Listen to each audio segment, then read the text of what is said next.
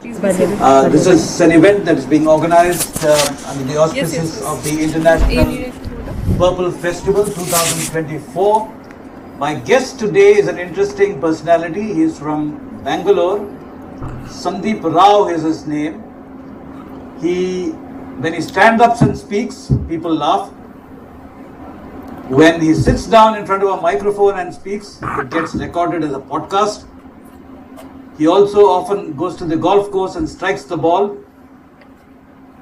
You put it into the hole or no? Okay, not yet.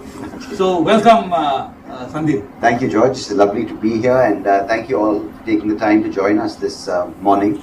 I'm excited to be here, and thanks for having me on your podcast.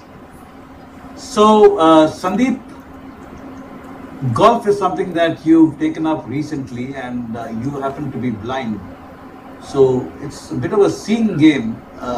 You need eyesight to see where you're going to be striking the ball. You need eyesight to know where the ball is, and all that. So, how come you took to golf, and how do you actually play golf? When I get the answer to how to play golf, I'll let everyone know. I think I started when I was young, in '96, when I was about 13, 14, and so to describe my vision, I have a form of macular degeneration called Stargardt's disease. So I had a little more peripheral vision back then,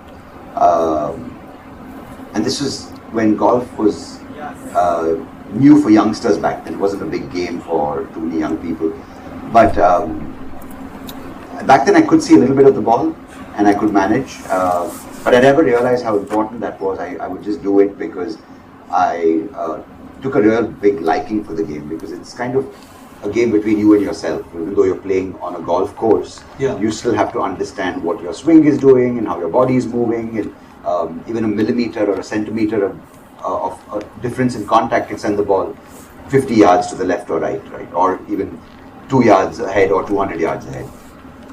But I stopped for many years because my sight got worse. I couldn't see the ball. It was frustrating. But then about 2 years back, Dipesh from Enable India called me up and he said, are you aware there's a format of golf internationally recognized called blind golf, which has 3 different categories: people who are completely blind, people who are like me, who are significantly blind, and there are people who are legally blind. There are different scoring systems, if you want to call it. Yeah. So we wanted to bring this to India as a format. And I said, hey, good opportunity to get back, relearn the game without being able to see the ball. Yeah. And that was a very interesting time, because for me it was a chance to get out of the house and spend time with myself doing an outdoor sport, right? Because I did play cricket in school a little bit. I did play tennis before I lost my vision. But I realized then, when I took up this for the second time, if you want to call it, in 2021, that you can play the sport for as long as you want. There's no retirement age. You can play till you're 18, as long as you can walk, and as long as you can talk. The talking is more important for playing golf. And talking is not a problem for you. Sorry? Talking is not a problem for you. Yeah. I intimidate all my partners on the course just by talking rubbish. So, it was great as a sport to go learn it, understand how the body feels, because it's a stationary ball. For those of you who don't know what golf is, it's a stationary ball which is maybe the size of a ping pong ball, and you have this club which doesn't look like a cricket bat, it doesn't look like any other sporting equipment. It's a long tube, like a cane. At the end you have a little head, and you have to hit this golf ball across 18 holes. The distance of each hole varies from 150 yards, that's about 450 feet, to about almost 1,500 feet, depending on the scoring of that hole. And it might look, when people see golf, when they hear about golf, they're like, what? You're a guy or a girl taking a club, hitting a stationary ball. How hard can that be? Well, you should try it. So the idea of bringing blind golf is just like any other sport. Like, George, when you did cricket, I think it's to identify that people have an expression of what sport suits them. Some people, like Major D.P. Singh, love going running or skydiving. There's some people like you who like cricket. You like to talk about cricket, watch cricket, play cricket. So I feel it just adds to the resources and the availability of options for people. And of course, golf has barriers. It is an expensive sport. You need to certain access to clubs and golf courses to play. But by doing this, I think it does two things. It educates the golfers as well that, hey, you know what, you can play this sport without, as you said, the primary sense which people think you need, which is sight. But you can also play the game absolutely horribly, having perfect sight. So it's about understanding yourself and how you can play that game to your strengths, as opposed to just playing to a certain way that is prescribed. Hey Sandeep, you talked for 5 minutes just now, but you still didn't tell us how to play golf. I don't know. That's why this is how I distract people from the truth. So yeah, you basically swing the club. It's as simple as that. But do you connect? Do you not connect? That's up to a higher power. No, but is there any accommodation like sound, audio clues and all that? No. So you in blind golf are allowed a guide who is allowed to accompany you, align you to the direction you need to hit, align the club to the ball, and give you other environmental information, like are you standing above the ball, are you in a sand trap, is there water next to you? So like your screen reader, it's a human, but you're not allowed to use assistive technology like the things that we have access to nowadays, which like I think there's a beeper which is on the flag, so you have some sense, but beyond that it's a very human connect. So it is more of audio description around you, to let you know where you're standing and which direction you have to go, and how far from the hole, and you have to do the striking. Okay, so how often do you play this game, Sandeep? So there's a thing called the driving range where you go to practice. I go about 3 times a week there, and I've just got back to the golf course about a month back, and I've been about 5 times since. So are there many blind people who actually have started playing the game, or it's still this concept in the air? So there are a few people who play, who have, there's one guy in fact who was perfectly sighted, but he lost his one eye on the golf course. So technically he's a product of blind golf and he's a patron of blind golf, but he doesn't, he's got perfect sight in one eye. So after we've started with Enable India, I think few people have taken interest. They come as a part of the Purple Academy, which is set up at the Karnataka Golf Association. They have resources available, like a coach. They provide free balls to hit. The clubs can be used by players. So people are showing interest. But again, it takes time. But it's encouraging to see that people who have corporate jobs come on the weekend. They hit a few balls. They kind of understand the short game, which is getting closer to the pin, the long game, which is hitting the ball longer. But slowly we want to grow this beyond just the 2-3 clubs in Bangalore, right? Because we also want to rope in public golf clubs, privately owned golf clubs, the army-owned golf clubs, because there are a lot of people who've lost their sight in the armed forces. So we want to involve them and eventually take it beyond just vision and visual impairment. We want people who have other things that might come in the way of playing golf, because there is a format in one of the international golf leagues called Disability for Golf, where you have people with one leg or amputees playing golf, and it's very interesting how they manage, because you need balance as much as you need sight. So how does a person who doesn't have a left leg play? So it's pretty amazing. This person with one hand who plays. There are people with motor function disorders who play. So we wanted to slowly expand it, but we started with vision loss because that's where, that's sort of where I come from, and it's also more of a widely networked organization, blind golf across the world. So Sandeep, moving away from golf, when did you first know that you were losing sight or you don't have sight? When I was 8, as you and I discussed, I was trying to find a pretty girl. And I ended up finding a pretty boy, and I said something's wrong with my eyes. I don't know if he was a pretty boy, it was a boy. But it was overnight I lost my central vision to macular degeneration. So my entire central vision disappeared overnight. My peripheral remained degenerating in stages. So when I was 8, I could manage. I could see the tennis ball or the cricket ball or whatever. And as I entered my teenage years, reading became harder. First it was large font, and then even sports became an issue. That's why I stopped playing that. And then now I'm 41, and my peripheral vision's now dropped to, I think, 10% of what it was. So when you have peripheral vision, your face is looking somewhere else while your eyes are looking somewhere else. Is that correct? Yeah, it's sidey vision. Sidey vision. Yeah, you So can use it for sidey things as well. So very often people think that you're looking somewhere else, but you're actually looking at them. It's so strange that kind of brain compensates so quickly for it. So yeah, I've been called squint-eyed, cock-eyed when I was younger. But yeah, if you're supposed, that's the weird thing, right? People think it's rude if you don't make eye contact when you're talking to them. Yeah. But if I do make eye contact, I can't see them. Yeah. But if I have to see them, which is polite, I have to see from the side. So it's a bit of a dilemma, right? So you're okay talking to me because you can't see me, I can't see you. Best, right? I just wear glasses now. Okay. So with this eye condition, what was the influence on your studies and your academics?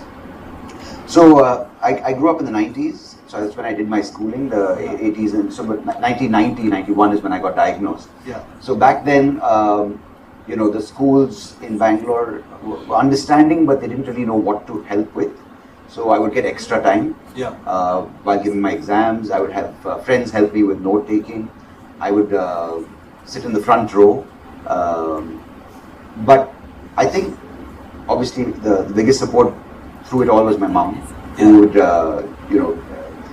read out all the notes. She would obviously go to schools and say this is what he needs, and kind of be an advocate for me.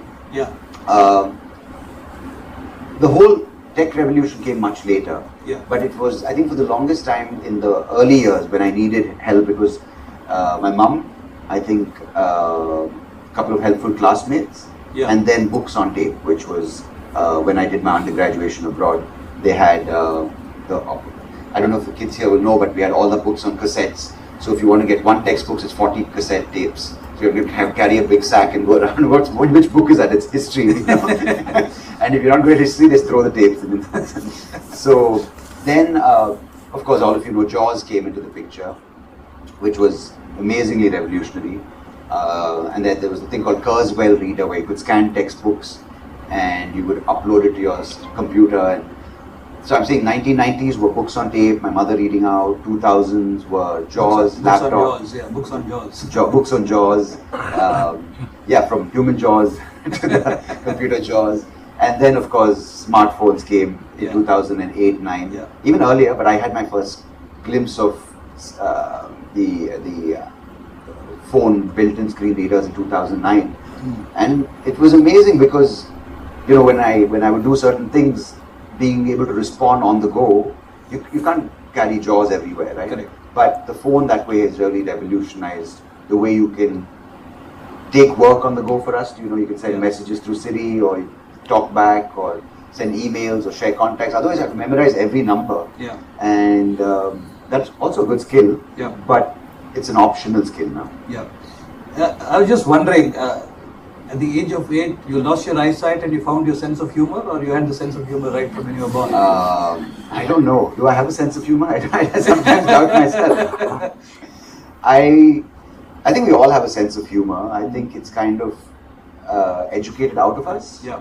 Because, there's one designated class clown, right? If everyone tries to be funny, then the class clown loses a job. Correct. So I think I would say the sense of humor was more of a diffusing mechanism to kind of break the ice, to not stand out as the weird blind guy, to also break awkward situations when someone calls you squint-eyed, cock-eyed. You either be big and go beat them up, but if you can't find them, who are you going to beat up, right? So you'd rather crack a joke, then everyone laughs.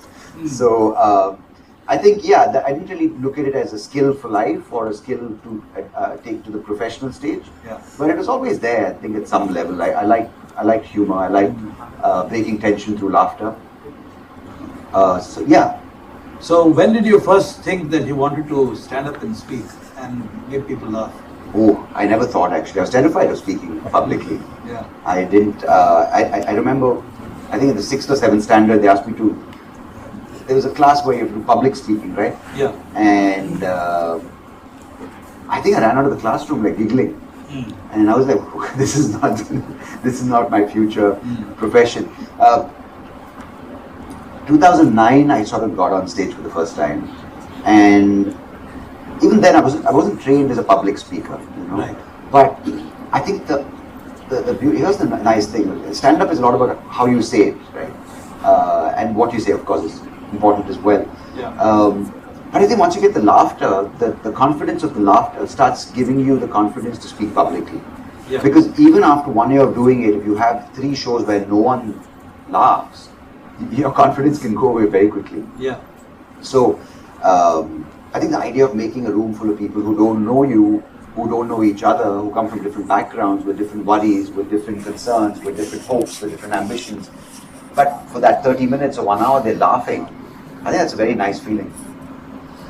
So let me put you on the spot, Sandeep. Sure. I'm giving you 1 minute. Why don't you make the audience laugh? Wow, thanks, George. This was. I'm laughing already. So. Yeah. You're really? Okay, cool. Okay, I thought that was a joke. Okay.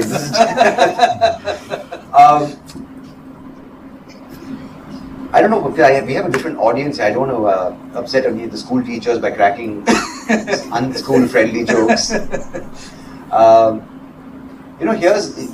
tell you a joke which I did. It wasn't done on stage, but you guys will like it. The kids will like it. So last year, in 2022, my wife and I had a baby girl. And my wife wanted to have a natural birth. Yeah. So we went to this birthing center. It's called a midwife center, right? Okay. Not midlife center. Okay, That's what I went for my 40th birthday. So I went to a midwife center, and so my wife was in labor for 30 hours. Okay. Short time. Yeah. Men should not comment on this, by the way. So at the end of 30 hours, the doctor calls me, and I run to her. I'm like, doctor, what's happening? 30 hours of labor. What does this mean for her? What does it mean for me? She says, Sandeep, 30 hours of labor. You know what that means for you? For the rest of your life, whatever she says, just shut up. I said, okay, that's a good point. But I said, you know what? Let's light the environment. It was a little tense, right? 30 hours of labor.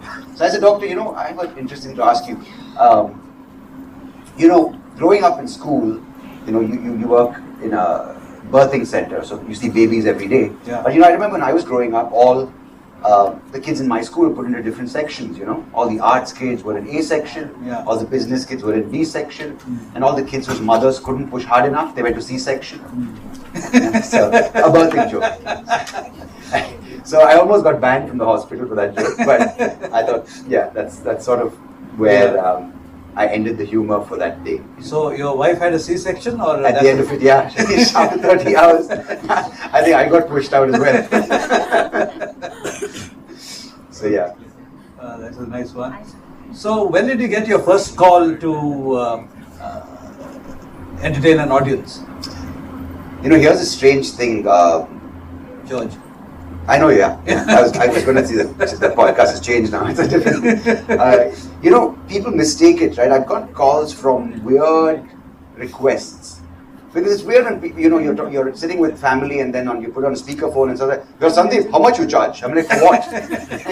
Let's be clear here. So the request is, I in fact got one of my earlier shows was in the basement of a lady's house between a kiddie party, and my payment was mango juice. So I was like, my career is going very well, And then the mother-in-law came and said, my daughter-in-law is very pretty, no? I said, hey, what kind of show is this? For mango juice, she's not at all pretty. But my first call, because stand-up back in 2009, it was pretty unheard of, right? Yeah. Like blind golf. It was kind of one of those new chapters you researched. You have to call up a place. The future was blind. The future was blind, yeah. I mean, imagine calling up a cafe or a bar, right? Because typically that's a nice environment where people are chilled out, you have good audio, it's more intimate. And you say, hey, I want to do a stand-up comedy night at your venue. And they're like, wait, Wednesday night we get about, say, 60 to 80 to 100 people who come, have a good time, dance, listen to music. And what are you offering instead? 2 guys come and speak for 2 hours. No, thank you. So we had to make a compelling case that stand-up is a viable form for them as a venue which will make money. So that took some time, and let me put it in perspective. In 2010, when we had our first room where we did comedy shows, we had 2 shows a month. Right. You fast forward to 2023, this is 2010, 13 years later. Yeah. In Bangalore alone, we're hitting about 65 shows a weekend. Wow, so that's a huge growth. Yeah. It's not done by one person, obviously. Yeah. But 65 shows over a weekend, that's 35 shows a day. Yeah. So earlier we'd have 60 to 70 people per show, 2 shows a month. Now 65 shows, there's 1 person in each show. So it works out pretty well, the numbers. So it's the same number of people going. So my first show was a corporate show at Infosys. Yeah. And that was my last one for 2 years because I did a joke on Infosys. Yeah, they weren't very happy. They don't have a sense of humor. If you want to do comedy, don't work at Infosys. That's my If anyone's here from Infosys, that's a joke. Just a matter of fact. I get a call others, Mr. Narayan Murthy. I heard you're cracking jokes. Fortunately, but he's retired now. Yeah, no, his son-in-law might call. Okay. Denying my British visa. That's true. So, what is the lifespan of a stand-up comedian? Meaning, is it like even an actor, for example? People like Amitabh Bachchan probably act a lifetime, but most other actors don't last for more than 3-4 years. What's the average lifespan for a person who takes stand-up comedy as a career? There are 2 approaches, right? If your lifestyle isn't good, your lifespan is also reduced as a comedian. I'm talking about the extracurricular activities. Yeah. But like any other job. Here's the thing, you can do comedy for as long as you want, as long as you set the expectations right. If you're only chasing after fame and the popularity and the numbers, that can burn you out in 1 year or even 5 years. But there's one thing when you enjoy the process of writing a joke, telling a joke, going to different places, that being your primary motivation. But if you are motivated by the outcome, by the achievement, by the recognition, then that can really be a quick end if you're not aware of it. I did it for 11 years before I took a break in 2020. Now it's been almost a 4-year break. The reason for me taking a break is because comedy served 2 purposes, right? One was, of course, my outlet for humor and my outlet to make people laugh. But also, the biggest thing I think we all like which is attention. And I decided to move away from, obviously because of the lockdown, the online shows were not really intimate and fun, right? So I then took to podcasting because that's more one-on-one. You can talk to people from around the world. And I think I also reached a stage in my life where, my daughter's at home now, she's 20 months. I can be at home, not travel like 3-4 times a month or maybe even more. But to answer your question in one short way, there is no lifespan for a comedian. It's all about how you want to navigate the journey. You can go for as long as you want, as long as you have your wits about you, you're funny and you can tell jokes. Or in today's day, if you get cancelled, then hey, you're done. So it really depends on the market or you. Yeah. So one last insight from you on the comedy bit. There are aspiring comedians in the auditorium today. There are a lot of young people around. Yeah. What are the 3 things that they need to work on if they were to take up stand-up comedy as a profession? I think you can say more than 3 also. I just use 3 as a. I think I'll just say one thing which will end up being 3 things. That's how I work. Yeah. Okay. I think importantly to understand what you like to say. You don't have to say things that other people are pleased by. I think finding what makes you laugh, I think helps other people laugh. I think being original with your own, understanding who you are, I think that's important. And also becoming a good performer. I think speaking the joke well in whatever language. That's the beauty in India now, right? When I started out, it was predominantly English. Of course, you had the Hindi comedians who had been around for years. Yeah. And every culture has its own comedic take, right? There is Kannada comedy, Tamil comedy. I think every language has humor. Stand-up in itself is a newer form which has come over the past 13 years to India. And I think, I think finding the importance of the primary thing being motivated by telling jokes, making people laugh, and then understanding what makes you laugh, being original about your humor, and I think the rest will follow. I don't think you should worry too much about the success because I think, you have awareness of where the money comes, because you need to support yourself. But if the entire focus for being a comedian is to only become famous and become rich, you start losing the appreciation for what you're doing, and it no longer becomes fun. And I've seen a lot of comedians using mimicry as a tool. Is that imperative for everybody to? No. That's a certain kind of comedian. You can be a person who impersonates popular people, politicians, celebrities, whoever. You can be a comedian who use puppets. Yeah. You can be a comedian who tells stories, personal stories.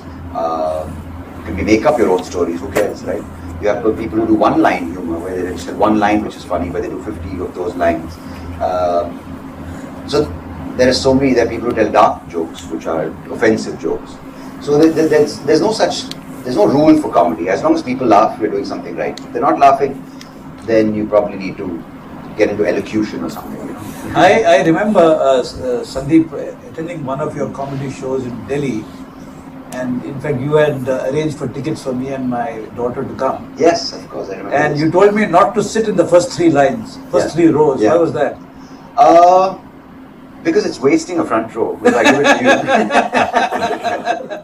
Well, at that time you gave me another reason. No, the reason, actually, jokes apart, is that when you're on stage, the first row especially is someone you can interact with. And because I can't see the front row, I just throw out questions. And there have been times where I'm like, what do you do, madam? He's like, I don't do anything. I'm like, whoa. That was a quick change. So yeah, I wanted you to enjoy the show. And I knew the other comedians also will pick on you. So yeah, I mean, it's a personal choice. I just said, if you're more comfortable, you can sit. You can just listen rather than participate in the humor. Yeah. No, and I was scared that you'd be more funny than me, honestly. So, you being a talker by birth. I'm not sure by birth. I didn't come out of the womb going, whoa, what's up? I hope I did. That would have been funny. So what I wanted to check with you was, there are so many, and you being a popular man, being a comedy and a public figure, you probably get invited to a lot of these corporate events where they ask you to speak on inclusion, diversity, equity. There are a whole lot of these terms which are thrown around. Do you go to any of them? And if you do, what is your take? There's, I think, one criteria for me to go. Yeah. That's if they're paying me. I'm joking. No, but jokes apart, I think the whole diversity concept, I think, is great. Yeah. I think inclusion is great, equity is great. I think all these things are essential. I did go speak at a couple of corporate setups which were, which are dedicated a day for diversity, inclusion, and equity. I don't know where it's heading though, because again I feel it's being hijacked by a certain narrative where it's no longer inclusive, equity and diverse, but it's kind of exclusive to a certain group. And I feel, just like we were talking about, just like TEDx talks, it seems like by doing it you're kind of ticking a box saying I've done the diversity part, but it's so much more, right? It's a lifelong journey for people who are with people with disabilities, who have different needs. You can't really put a label on a person and say, okay, this label needs this much, but there's so many different layers. And I feel just by using the right hashtag or using the right name for something, it doesn't take away the deeper and the more nuanced problems that exist. Have people invited you? I call myself an inspirational speaker. Mm-hmm. Now I don't know what that actually means anymore. Yeah. But have you been called specifically to inspire people? Yeah. And have you inspired? No. What went wrong? I don't know. They should run the research. Yeah, go ahead. No, that's a beautiful thing that inspiration has done, right? Yeah. It's taken away the power from the individual and put it in a few people who are quote unquote inspiring. Yeah. Because I personally feel that, a person who's blind or hearing impaired, I think just living every day with what they have and what they don't have in itself is strength. But we again are living in a celebration of victim culture, where we say or we will call you an inspiration from a distance. But I feel honestly, everyone in this room is an inspiring person who's an inspiration to themselves. And I think if you start from there, you don't really need too many people on the outside to inspire you. Yeah. You need people who can encourage you. You can have support. You can have people who have dedication to your cause, and you have dedication to your thing. But if they're only running after self-help books and inspiring talks, then I think we're not looking at what we have to offer to ourselves. Yeah, we try and become somebody else actually. Yeah. We try to climb mountains. Yeah. I don't know why it's mountain. Like there was a time in the 1990s, everybody who played cricket and batted wanted to bat like Sachin Tendulkar, and as a result, they lost out. Yeah. Or play golf like me, on those streets. Don't play golf like me, you'll never play the game. So, you said that you took a break from stand-up comedy and took to podcasting. Uh-huh. Now, what exactly is a podcast? It's a relatively new concept. So maybe in one line you could tell us what a podcast is, and then how did you get onto the podcast, and how did you move on, and a little bit about, I believe you have done 2 series. One is a series that you generated for yourself under your own brand, and something else you did for Spotify. So tell us. So podcasting in a nutshell is a story in audio. Right. That's it. You can tell a made-up story, like a crime fiction story. Yeah. You can do an entire series on Indian history or world history or dinosaurs, how they came and they died. You can do a personal conversation like what we're doing. You can do financial news. So any story you have, which is fact or fiction, in an audio format. Now, of course, there's some video elements coming. Yeah. But I did 2 seasons. Yes, I did 2 seasons of Life Gone Wrong, which I did with Spotify back in 2020. Yeah. It was the concept being we all experience wrong. That's a given. I think everyone in life will see wrong. Now, do you take that wrong and sit in a corner and say life is so unfair? Or there are people in this room who've taken wrong and saying, it's in my stride, it's hard, but I'll use this adversity to do something with my life. Yeah. So that was conversations with people who've experienced and faced adversity. Spoke with you on that, spoke with other people who've experienced injury, people who've experienced war, people who've experienced life-changing accidents and also illnesses, people who are born with disabilities, people who have overcome relationship issues. So it was quite a diverse set of people. And once that ended after 2 seasons, I realized that the extension of me being on stage making people laugh was this other thing, which was I enjoy talking to people, not just for 10 minutes on a superficial level, but going down deeper into what motivates them, what drives them, what sort of shapes their perspective, how they look at life, why they look at life the way they look at it, and also the work they do and how that's an extension of who they are. So I took that along with the format of podcasting to my other show now, which I do call the Soapy Rao Show, which is my nickname, Soapy Rao. And don't ask why. Is that because you're slippery? Or? Yeah, there's some prison joke there which I'm not going to talk about. No, I was about to add a second part to it. Is it slippery or because you're very clean? Both. Both, okay. Yeah, I'm squeaky clean. Okay. Yeah, carry on. So yeah, I'm presently doing that podcast. Just taking a break in Jan. But yeah, I've done about 150 conversations with people from around the world. And again, that's the power of technology, right? I can sit in Bangalore, talk to you in Delhi, talk to someone who's doing research in Wales, in Australia, someone who's doing plastic pollution research in Spain, someone who's doing, who's gauging icebergs sitting out of Antarctica. And it's all through Zoom or an interface like Zoom. And that's the true power of the internet, right? Not seeing how many likes someone got on social media, which is the dark side of the internet. So when you do these podcasts, what are the key factors that you keep in mind, both in terms of content and in terms of technology? So as I said, the technology is good audio. You need to have clarity of voice, because if you have distorted audio, you lose your listeners straight away. Yeah, your primary delivery medium is being disturbed, right? Yeah. Of course, if you get into video, there's a bunch of other elements you have to look at, quality of recording, and I don't really worry about that too much. But content-wise, again, like stand-up, you need to find what interests you as a host. and also what that person brings, right? Because you can just go on about, as you said, if they're an inspiration, they can go on about how they studied this, they woke up one morning, they saw the sky, they felt the sky is so great. It's not really going to get to any point, right? Yeah. So what is that person then, as I said, what shaped their perspective, why are they doing what they're doing, how are they going about it? And each person in their field, can be a real change for that field, right? Not everyone has to be Elon Musk or Jeff Bezos, but it sort of shows all of us that we can empower ourselves to do little change in whatever way of life that we choose to live, the way of work we choose to provide. And I think that's something I do through this conversation. But again, the content is all up to you.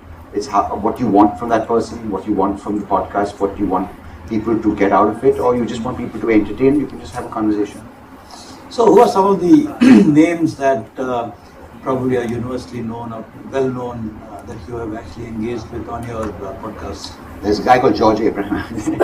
Okay. Apart from him, I know him, yeah. Yeah, he's a good guy. Okay. I've spoken with, I recently spoke with an author from Bombay. His name was Anand Neelakantan. Okay. He's written an entire series on the Hindu epics, Okay. the Mahabharata and the Ramayana, and he's written books on that, fictional books. Yeah. I've got a couple of other authors from Calcutta, called Rujula Das. I've got Meghna Pant. These are the authors. I had a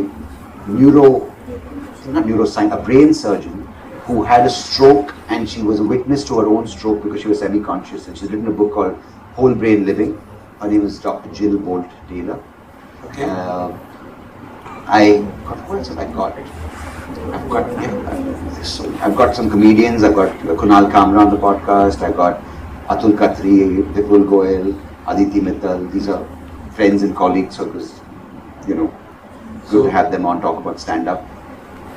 And yeah, I've got scientists. I've got, as I said, scientists, psychologists, psychotherapists, behavioral coaches, life coaches. I've got, I had on Life Gone Wrong, I had Firoz from the India Inclusion Summit on the podcast. Yeah. I had Justin Yesudas, who's from Hyderabad.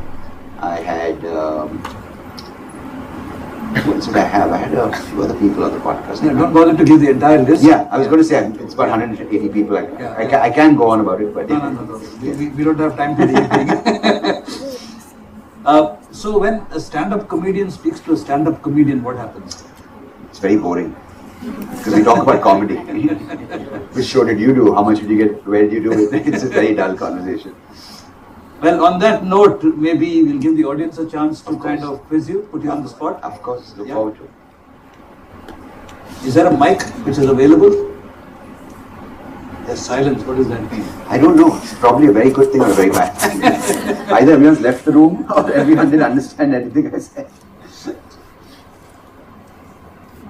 When we blind people have conversations, one-on-one conversations, anywhere in social, sometimes, you find that somebody will walk up and tap you on the shoulder and say, whom are you talking to? There's nobody in front of you. No, this actually, I'll tell you a story. I did a show for Bosch, the company in Bangalore. There's a resort called Wonderla, the water park. Yeah. So they booked that and I performed. It was in this courtyard. There were two other comedians. My friend who performs first goes up and warms up the crowd, having a good time. I go up second. I'm hearing some laughter. I'm getting warmed up. And then I just, suddenly everything stopped, right? And I feel a little bit like moisture in my head. I'm like, what's going on? And I continue. I'm like, a comedian is dedicated to his job. So I continue. Then 5 minutes later, nothing. A minute after, my friends like, dude, you might want to get off stage. They've all gone in. It started raining. No one told me. They've all walked in because they were getting wet. They just let me speak. So yeah. So let that not happen here. We don't want rain to come in here. Yeah. So questions. This is your opportunity. Hi Sandeep, hello Joseph. Hi. Danish from Radio Udaan. You also had me in the Of podcast. course. Yes, Mr. Danish Mahajan. This is So- a place where Danish Mahajan doesn't arrive. Yes. Is he in the studio right now or is he here? He's speaking I'm from his here, studio. I'm here. Hi Danish, how are you? Good. So my question is, generally a lot of people do comedy on husband-wife subject. So what is your favorite subject and who is your favorite comedian? My wife's not here, so I can say husband, wife. No, so I think I talk about life. So I talk about, there are so many things that happen to you, happen around you. And I like telling stories about what happened when I was either traveling or when I met someone outside, or again, if it's my parents or my wife. So yeah, I use kind of the resources of life for my material. And my favorite comedian. Wow. Sandeep Rao, I think. Other than that.